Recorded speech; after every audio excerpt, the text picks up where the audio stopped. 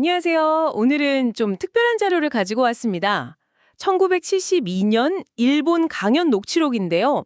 실리와 과학이라는 제목입니다. 아, 네네. 그 자료 기억납니다. 네, 이걸 통해서 인간의 잠재력, 또 현실이란 무엇인가, 그리고 영혼은 영원한가, 뭐 이런 상당히 심오한 주제들을 한번 깊이 파헤쳐 볼까 합니다. 네, 그렇죠.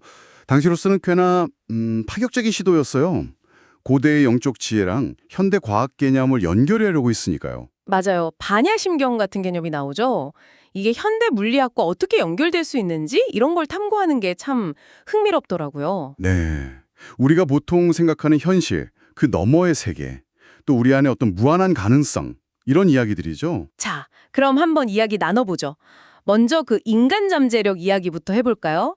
이 강연에서는 우리 의식의 90%가 잠들어 있다, 뭐 이렇게 말하잖아요. 네, 맞아요.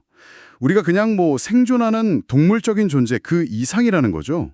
본래는 굉장히 조화로운 존재, 신의 자녀 이런 표현까지 쓰면서요. 그럼 그 잠재력은 어떻게 깨울 수 있다고 하나요? 그냥 가만히 있으면 되는 건 아닐 텐데요. 아, 그렇죠. 그냥 막연한 게 아니라 구체적인 방법을 제시해요. 감사하는 마음, 사랑, 또 이타심 이런 거 실천해야 한다고 강조하죠. 실천이요? 네, 그게 단순한 감정이 아니라 조화로운 삶을 살고 또 그 잠재의식을 개발하기 위한 어떤 구체적인 행위라는 거예요. 아하, 그러니까 동물적인 본능, 뭐 투쟁 이런 거 대신에요? 네, 맞아요. 그런 조화로운 마음 상태를 유지하는 것 자체가 그 잠자는 90%를 깨우는 열쇠다 이런 관점인 거죠. 마인드셋이 중요하다는 거군요. 그렇죠. 잠재의식을 여는 방법론으로 제시하는 점이 내 인상 깊었습니다. 다음으로 넘어가서 반야심경의 그 유명한 구절이죠. 음. 색즉시 공? 아, 네. 색즉시공. 여기서 공이라는 개념이 그냥 비어있다, 없다, 이게 아니라고 설명하는 부분이 정말 흥미로웠어요. 보이지 않는 어떤 근원적인 실제 혹은 가능성이다. 이렇게요. 네, 맞습니다. 그게 핵심이죠. 흔히 공하면 그런 텅 빈 걸 생각하기 쉬운데 그게 아니라 모든 것이 나올 수 있는 바탕, 잠재성 이렇게 이해해야 한다는 거죠. 물 비유가 나오잖아요. H2O가 조건, 여기서 연이라고 표현하던데 그 조건에 따라서 얼음도 되고 물도 되고 수증기도 되지만 본질은 그대로인 것처럼요. 네, 아주 적절한 비유죠. 그러니까 눈에 보이는 현상, 그게 색이고요. 그 근원이 되는 보이지 않는 실제가 공인데 이게 분리된 게 아니라는 거예요. 아, 서로 연결돼서 순환한다? 네, 끊임없이 상호작용하고 순환, 즉 윤회한다는 거죠. 보이는 세계와 보이지 않는 세계는 하나다. 이런 관점입니다. 이게 단순히 철학적인 이야기를 넘어서 현실을 바라보는 태도에도 영향을 줄 수 있겠네요. 그럼요. 현상 너머의 본질을 보게 하고 또 눈앞의 일에 너무 집착하지 않게 하는 그런 실질적인 지혜가 될 수 있죠. 더 나아가서 영혼은 불멸한다 이런 주장까지 하는데요. 네, 그렇죠.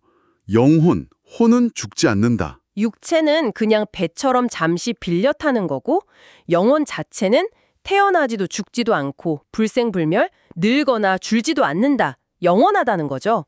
근데 놀라운 건 이걸 아인슈타인의 E는 mc 제곱 같은 에너지 보존 법칙에 연결시키려고 한다는 거예요. 아, 네, 그 부분 상당히 대담한 비유죠. 그렇죠. 이걸 어떻게 받아들여야 할까요? 과학적으로 증명됐다는 건 아닐 텐데. 네, 당연히 과학적 증명이라기보다는 당시의 어떤 최신 과학 이론을 빌려서 영적인 개념을 설명하려 했던 노력으로 봐야겠죠. 에너지가 형태는 바뀌어도 그 총량은 보존된다는 법칙처럼 영혼이라는 어떤 근원적인 에너지가 육체라는 형태를 바꿔가면서 윤회해도 그 본질 자체는 사라지지 않는다. 이런 점을 강조하고 싶었던 것 같아요. 아, 상징적인 유비추리 같은 거군요. 네, 그런 셈이죠. 이 관점에서 보면 죽음이라는 게 끝이 아니라 다른 차원으로의 이동 혹은 전환이다. 이렇게 볼 수도 있게 되고요. 영혼 이야기가 나온 김에 그 영혼의 형제라는 개념도 좀 독특했어요. 혼노쿄다이라고 하던데요. 아, 맞아요. 그것도 참 특이한 개념이죠. 하나의 본체 영혼이 있고 5개의 분신 영혼이 있어서 이게 한 그룹으로 연결돼 있다. 뭐 이런 설명이었죠. 태양계나 원자 구조처럼 자연의 패턴을 따른다고 하면서요. 네. 이 개념은 우리가 결코 혼자가 아니라는 메시지를 담고 있는 것 같아요. 보이지 않는 차원에서 우리는 서로 연결된 어떤 영적인 그룹 안에서 함께 배우고 성장한다. 서로 영향을 주고받는다는 거죠. 흥미롭네요. 그럼 뭐 삶의 환경 같은 것도 관련이 있나요? 가난하거나 부유하거나 이런 것들요? 그 점도 언급하는데요. 그런 삶의 조건들은 영혼의 성장을 위해서 선택된 환경일 뿐이지 그 자체가 목적이나 절대적인 기준은 아니라고 봐요. 중요한 건 어떤 상황에서든 그 마음을 어떻게 다스리고 조화롭게 유지하느냐. 이게 핵심이라는 거죠. 결국은 마음 수행으로 귀결되는군요. 네. 모든 이야기들이 결국은 그쪽으로 향하는 것 같아요. 그래서인지 강연 마지막 부분에서는 팔정도 같은 보편적인 진리를 이해하고 실천하는 걸 강조하더라고요. 맹목적인 믿음이나 그냥 형식적인 종교 행위가 아니라요. 맞습니다. 결국은 삶과 삶의 일치가 중요하다고 보는 거죠. 머리로 아는 것을 넘어서 일상에서 실제로 마음을 닫고 예를 들어 색즉시공을 이해했다면 현상에 대한 집착을 내려놓는 그런 실천을 해야 한다는 겁니다. 집착을 버리고 조화로운 마음을 유지하는 것. 네. 그럴 때 우리 안에 그 잠재력이 발현되고 영혼의 본성도 자각하게 된다. 이게 이 강연이 말하는 핵심적인 메시지라고 할 수 있겠습니다. 오늘 이렇게 1972년의 강연을 통해서 우리 안에 잠재력부터 색즉시공, 영혼의 영원성, 그리고 영혼의 형제까지 정말 깊은 이야기들을 나눴네요. 참 생각이 많아지네요. 네, 그렇죠.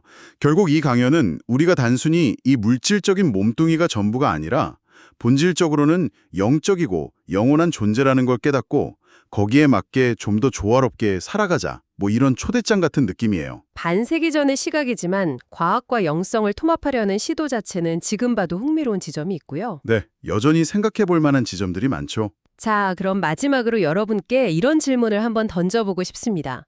만약 우리의 영혼이 정말 영원하고 또 보이지 않는 차원에서 다른 영혼들과 서로 연결이 되어서 함께 배우고 성장하는 존재라면 그 사실이 지금 여러분이 마주하고 있는 삶의 어려움이나 관계들을 어떻게 다르게 보게 만들 수 있을까요? 한번 조용히 생각해 보시면 어떨까 싶습니다. 네, 의미 있는 질문이네요. 저희는 다음 시간에 더욱 흥미로운 탐구로 다시 찾아뵙겠습니다. 감사합니다. 감사합니다.